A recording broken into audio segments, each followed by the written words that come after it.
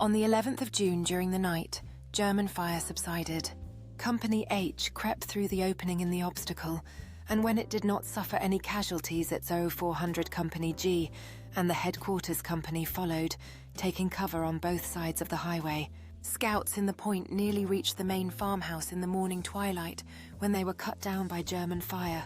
Lieutenant Cole immediately called for artillery support, but the German fire did not cease.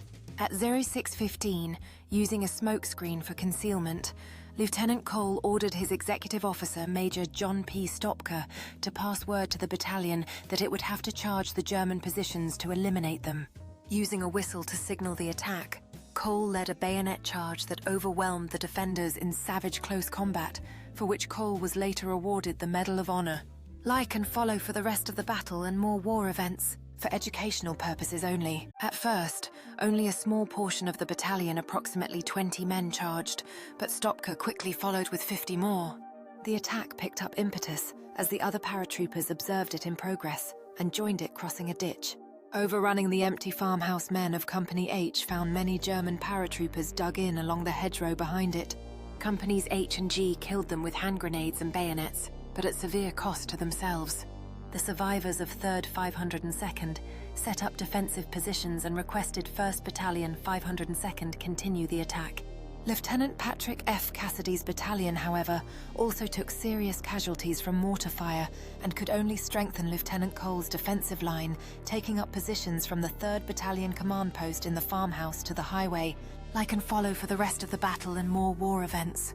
For educational purposes only, during a 2-hour truce at midday in which US forces attempted to negotiate for removal of casualties, Company C 502nd moved forward from Bridge 4 into a cabbage patch between the 2nd and 3rd hedgerows.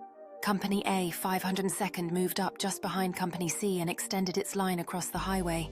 Fighting at the cabbage patch during the afternoon often took place at extremely close range with the contending forces on opposite sides of the same hedgerow.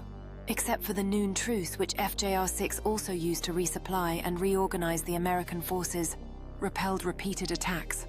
The final one nearly succeeded in overwhelming the 3rd 502nd at 1830, gaining all but the final hedgerow between it and the Douve River. However, looked Cole. Cole's artillery officer, able to overcome jamming of his radio, called down a concentration of 7 Corps artillery, so close that several Americans were also killed. The overwhelming violence of the 5-minute barrage rolled back the last German counterattack.